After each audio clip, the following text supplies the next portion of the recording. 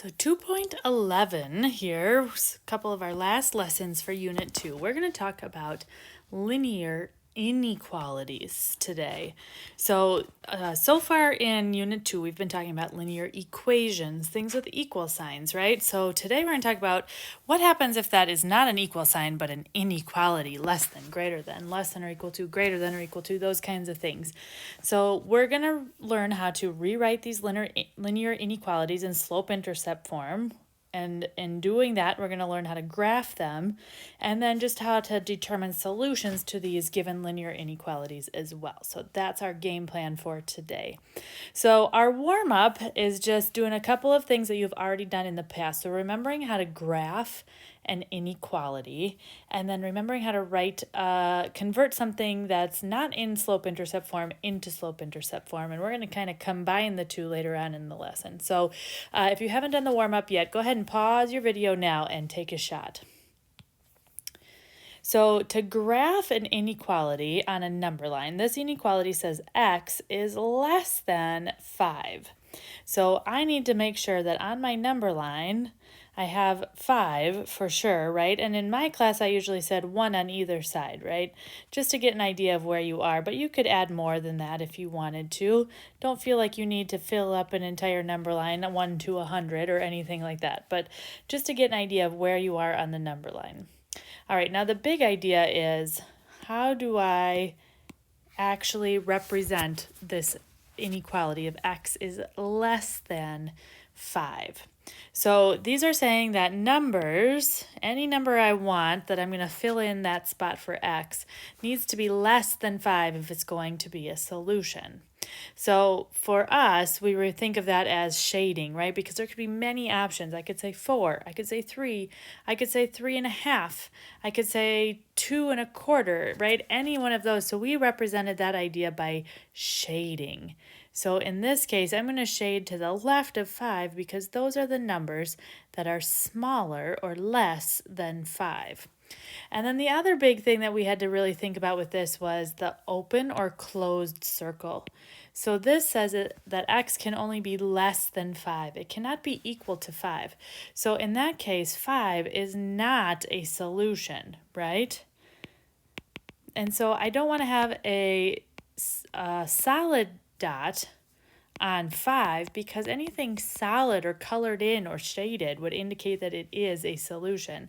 So for a less than symbol, I need an open circle on that number 5, and then I would have shading to the left for less than. So x is less than 5 would be an open circle shaded to the left. Hopefully that brings back some memories from way back at the beginning of the year.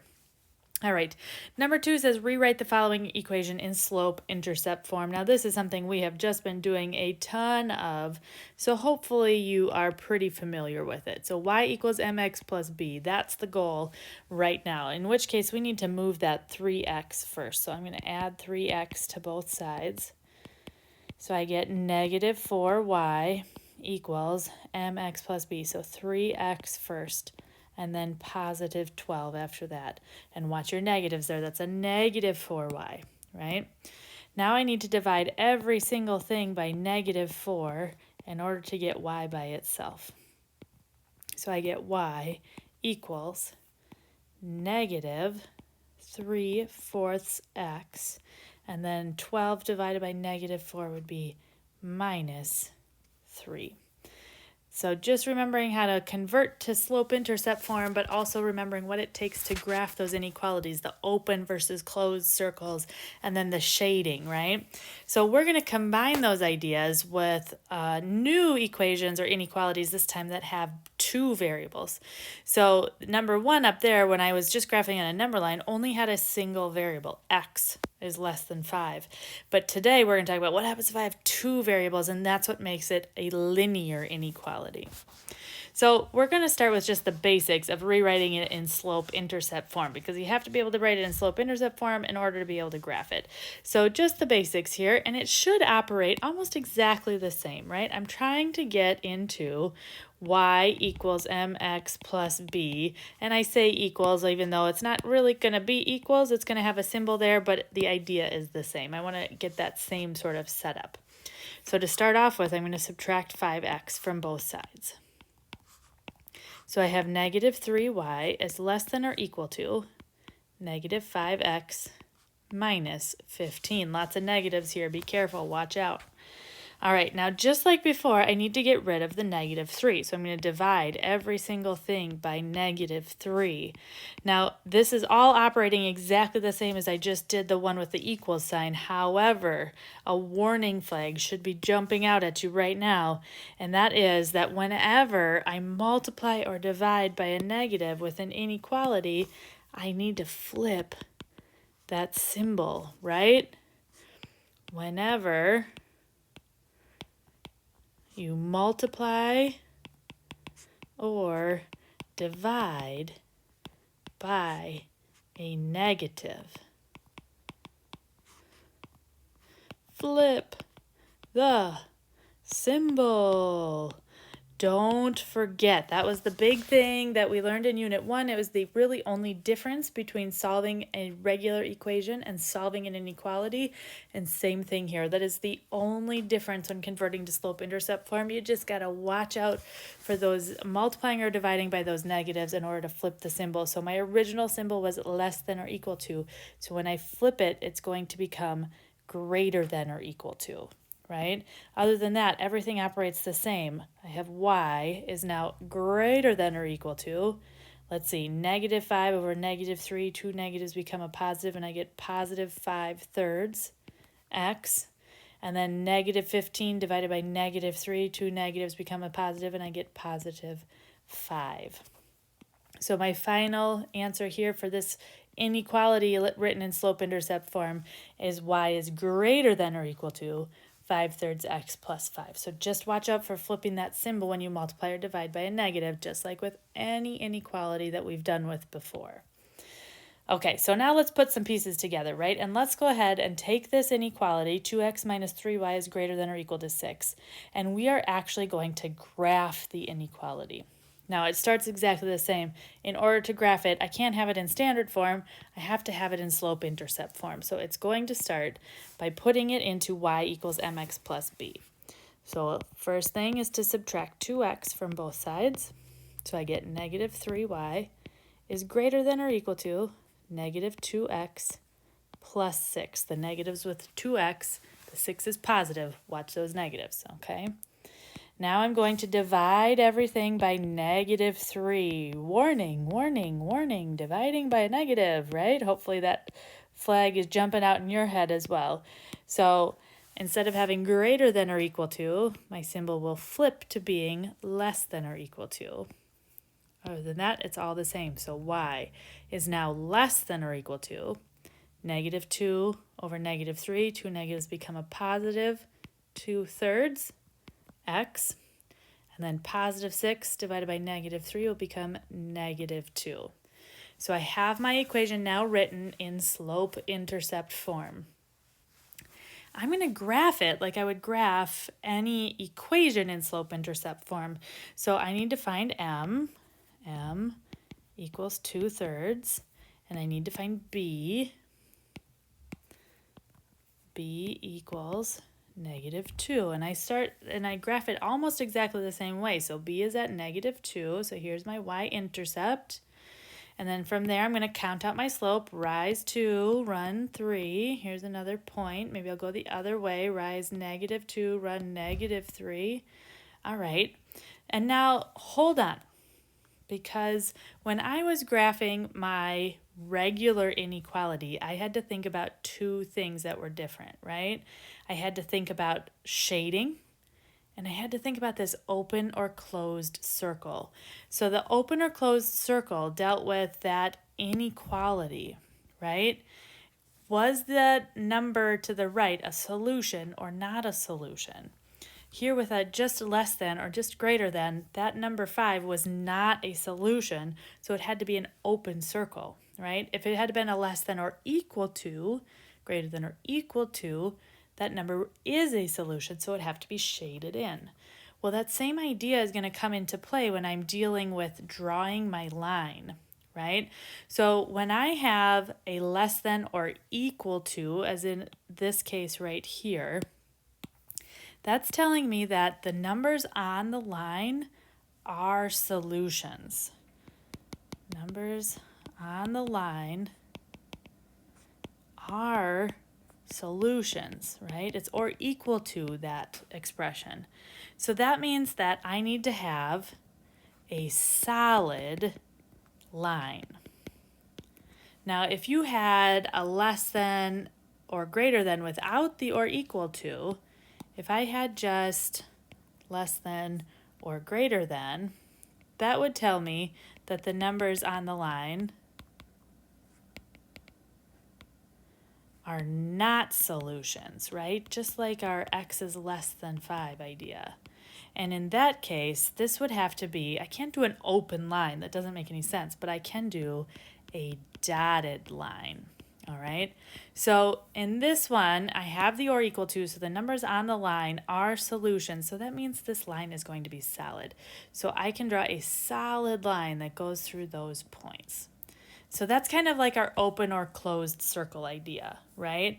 It's that dotted or solid line. So in this case, because I had the or equal to, it is a solid line. Now the other thing I had to figure out on the other one, which was pretty straightforward, was my shading. Am I going to shade above, left or right of that point? Well, here with the line, is it above and to the left, below and to the right? It's kind of tricky. So the best way to figure this out is actually by picking any random point. I'm going to say, I don't know, I'm going to pick this point up here and test it, right? And what I mean by test it is take the coordinates, the x and the y, plug them into my equation for x and y and see if it works. Now, if that point is a solution, then everything on this side of the line would be solutions, right? And so I would shade that way. If that point is not a solution, then nothing on that side should be shaded, and I would have to shade on the other side. So that's how you decide which side of that line you're going to shade, because it's not going to be as straightforward as above or below for every time I have a greater than or less than. You got to check it out. Now, you could pick any point that you want that is not on the line, right? Because if I pick a point on the line, it's not going to tell me which side to shade on, right? I'll give you a hint, though. What's the easiest number to plug into an equation? Some of you might think 1 right away, but I'm going to argue that 0 is much easier than any other number to plug in. So if it's at all possible, I'm going to check the point 0, 0, as long as it's not on the line. Now, if that line is going straight through the origin, 0, 0 is not going to work. It's got to be on one side or the other. But most of the time, 9 times out of 10, that point, that origin is not going to be on the line. So pick that origin, plug in those super easy numbers to figure out, and then decide if you're going to shade on that side or not. So here's me plugging in the points 0, 0 into my equation right here. So it's going to be 2 times 0 minus 3 times 0 is greater than or equal to 6. I just plugged in the points 0, 0 for x and y. Well, let's see here now. 2 times 0 is 0. Minus 3 times 0 is 0. 0 minus 0, 0 is greater than or equal to 6. Is 0 greater than or equal to 6? No, 0 is not bigger than 6.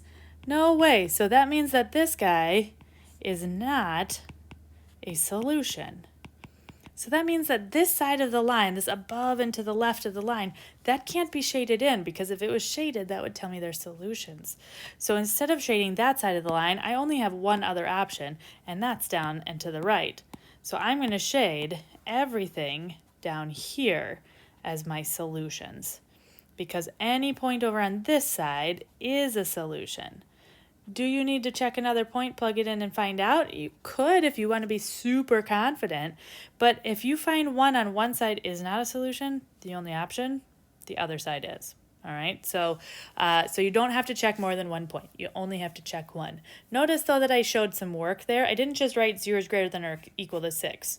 Okay, where did that come from, right? Make sure that you're showing how you're plugging in the point into the original equation. That's it. So a lot of it is almost exactly the same as graphing any old line. Put it into slope-intercept form. Just watch out for when you're dividing by a negative to flip your symbol. Then after that, just like graphing any inequality, you got to decide, is it going to be dotted or solid, like an open or closed circle? Quick decision, just look at that inequality. Is it or equal to or not? And then, in order to figure out what side to shade on, it's not as easy as just going left or right. You have to plug in any point that's not on the line and see if it's a solution. If it is a solution, you shade that side of the line. If it's not a solution, you shade the other side. And the easiest possible point to pick is the origin. So I highly recommend you do that one as long as it's not on the line. All right, now how about determining if I have solutions or not, right? So I'm looking at the same inequality. 2x minus 3y is greater than or equal to 6. And I have 3 different points here that I'm wondering if they're solutions or not. So you might say, all right, well, how would I be able to tell? Well, let's just go ahead and plug in negative 3 for x, and let's plug in negative 4 for y. That's a really easy way to tell, okay? So you could have 2 times negative 3 minus 3, minus 3 times negative 4 is supposed to be greater than or equal to 6. Well, let's see. 2 times negative 3 is negative 6. Negative 3 times negative 4 is positive 12, and this is supposed to be greater than or equal to 6. Negative 6 plus 12 is 6, greater than or equal to 6. Is 6 greater than or equal to 6? Well, since it actually says or equal to, then the answer is yes. This is a solution. So the point negative 3, negative 4 is a solution to that inequality. Why don't you try the next one? 2, negative 4. Is it a solution? Pause your video and find out. So the same thing, I'll have 2 parentheses times 2 minus 3 times negative 4 is greater than or equal to 6. 2 times 2 is 4, minus 3 times negative 4 is plus 12, greater than or equal to 6. Let's see. Get a different color here just so you can tell where my answers are. 4 plus 12, that would be 16. Is 16 greater than or equal to 6? Definitely is. Yes, sir. 16 is greater than 6, so we're good, right? Okay, and then the last one. How about the point negative 2, 5? Go ahead and pause your video and find out. So I've got 2 times negative 2 minus 3 times 5 greater than or equal to 6. Let's see, 2 times negative 2, that's negative 4. Negative 3 times 5 is negative 15, greater than or equal to 6. All right, let's see, negative 4 minus 15, that would be negative 19, greater than or equal to 6. Is negative 19 greater than or equal to 6? It is not greater than or equal to, so the answer is no. So this point, negative 2, 5, is not a solution. So there are some examples. Notice how I went all the way, even though I could tell on number 3, negative 4 minus 15, no way possible. But I kept going until I had a single number on the left and a single number on the right. You'll catch a lot of mistakes that way. Make sure you show all of your work. That's how I could do it if I just wanted to plug it in. But guess what? We graphed it for a reason, right? So if you go back and look here, that first point that I was wondering about was the point negative 3, negative 4.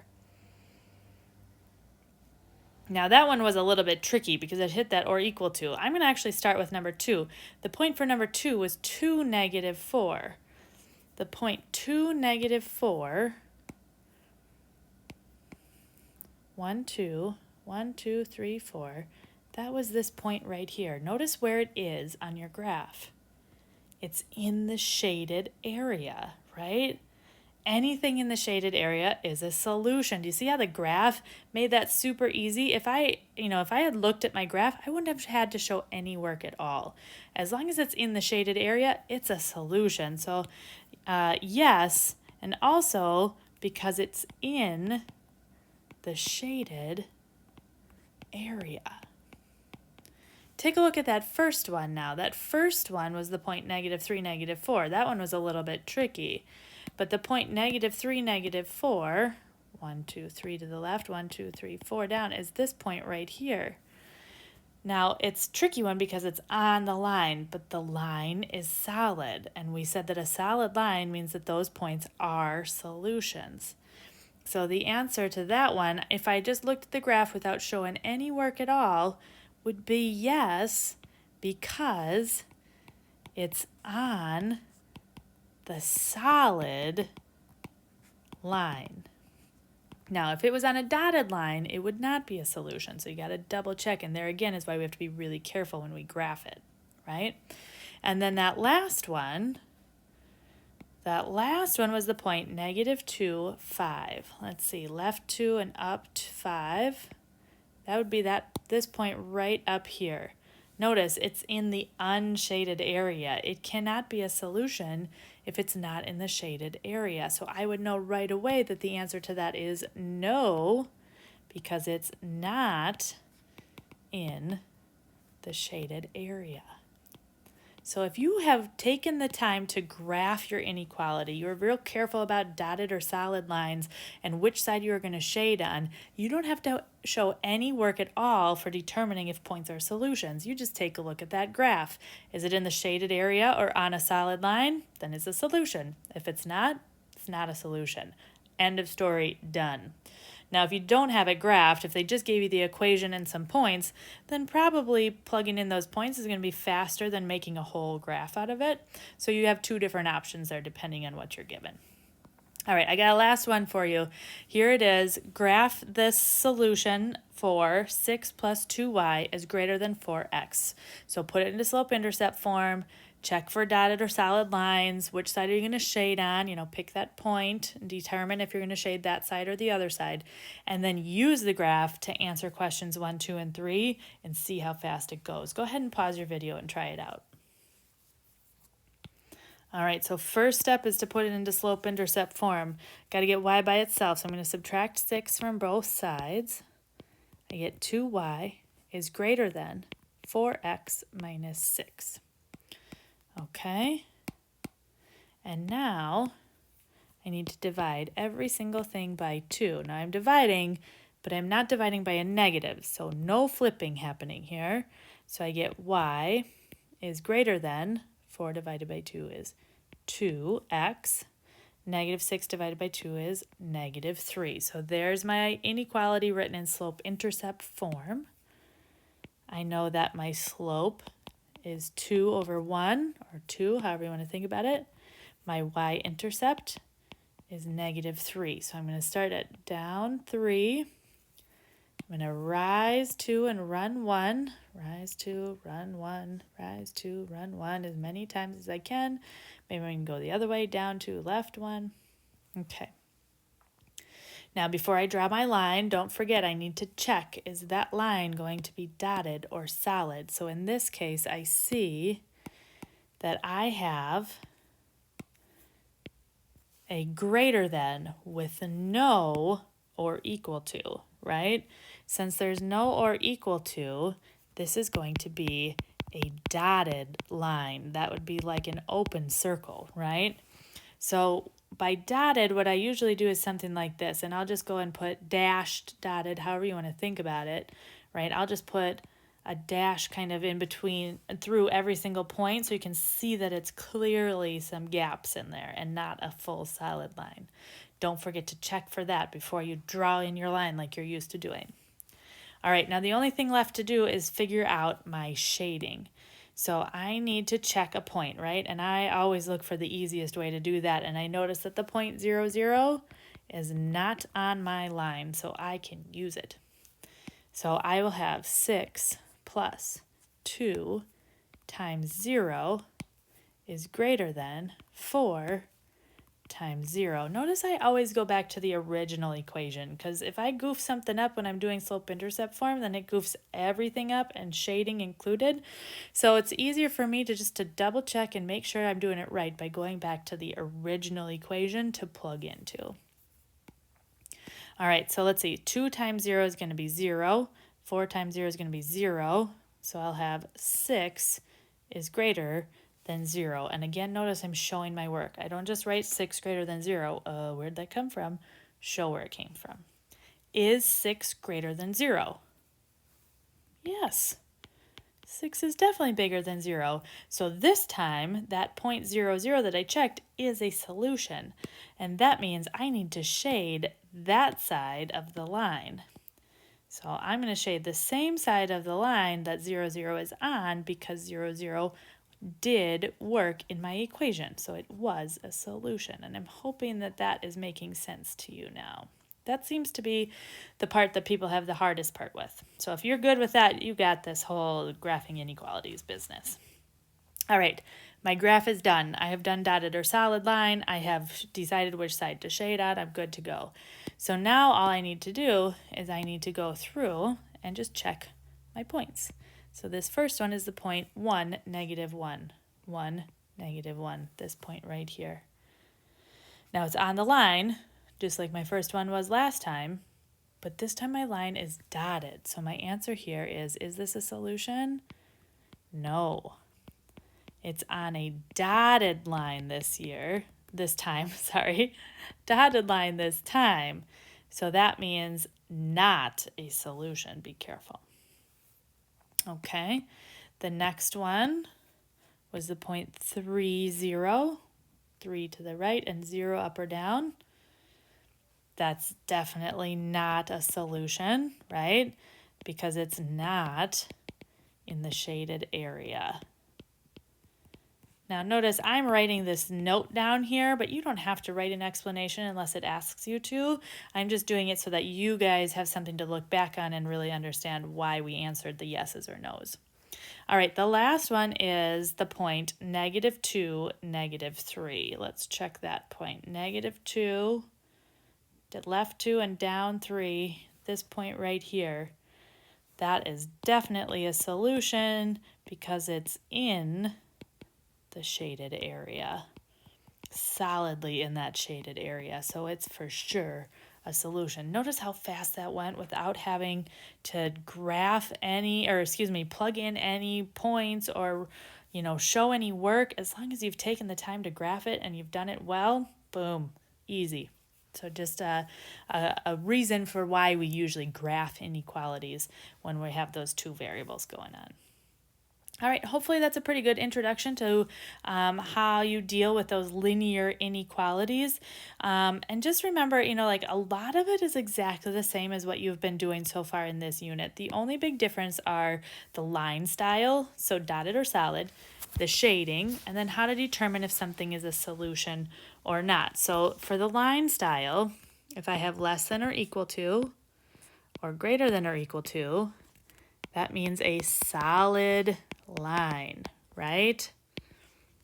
And what a solid line means is that the points on the line are solutions.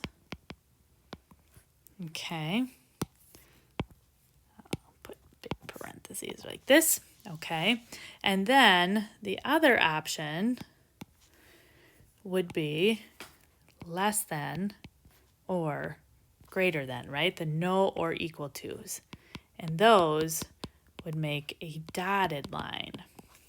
And this means that the points on the line are not solutions.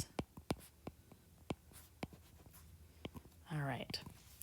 So you have your less than or equal to or greater than or equal to, right? That's a solid line. And then less than or greater than is the dotted line.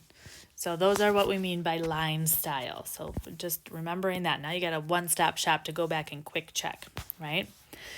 The other thing, so the next thing we talked about was the shading. So what I mean by shading is that in order to figure out which side of the line you're going to shade on, you need to check a point. All right? And the point 0, 0 is the easiest. Oops, I should say check a point not on the line, right? Check a point that is not on the line. Okay, and the point 0, 0 is the easiest if it's not on the line. All right, and then if it is a solution, we don't need all of those words. Let's just say solution equals shade that side. Not a solution equals shade the other side.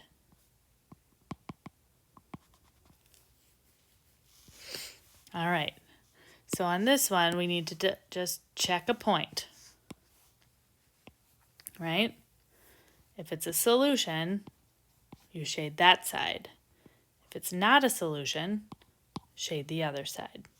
The point 0, 0 is the easiest one to check. If it's as long as it's not on the line, that's where I would go. All right, and then what we mean over here by solution. So what we mean by this is like if you're trying to decide if a point is a solution or not. So if you do not have a graph,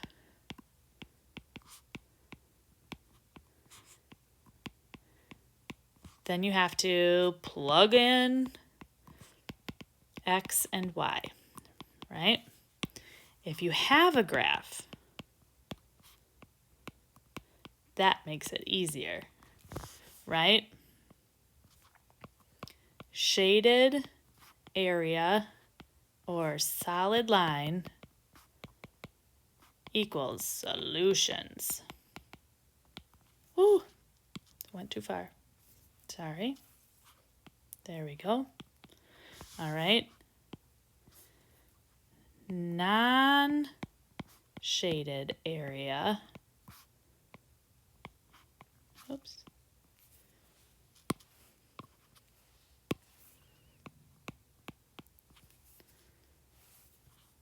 Or dotted line equals not solutions. Maybe I should have made these some different colors because I'm trying to cram a lot in, I guess, to this less space. That maybe will help clear it up a little bit. Okay. All right, so if you do not have a graph, plug in the X and the Y, right? And just find out, is it a solution or not? If you have a graph, though, if your point is in the shaded area or on a solid line, then they are solutions. If it's in the non-shaded area or on a dotted line, then it's not a solution. All right, so hopefully that'll help there. If you do not have a graph, then you plug them in, right? If you do have a graph, then again, shaded or solid line gives you solutions. And the unshaded, non-shaded, or dotted line means not solutions. Okay, again, a one-stop shop. Those are the things that were different from your normal graphing that you've been doing all of Unit 2. Whew, all right. I think once you actually do it, it's a little bit more straightforward than just talking through it. Here again are all those wrap-ups that we just talked about. You know, we're converting to slope-intercept form is the same as an equation except for when you multiply or divide by a negative. Don't forget to flip that symbol. There's your less than or greater than means dotted. Less than or equal to, greater than or equal to means solid. Check a point not on the line. The origin's the easiest to see which side to shade on. And then the solutions are any points in the shaded area or on a solid line. All right, practice up and make sure you ask those questions if you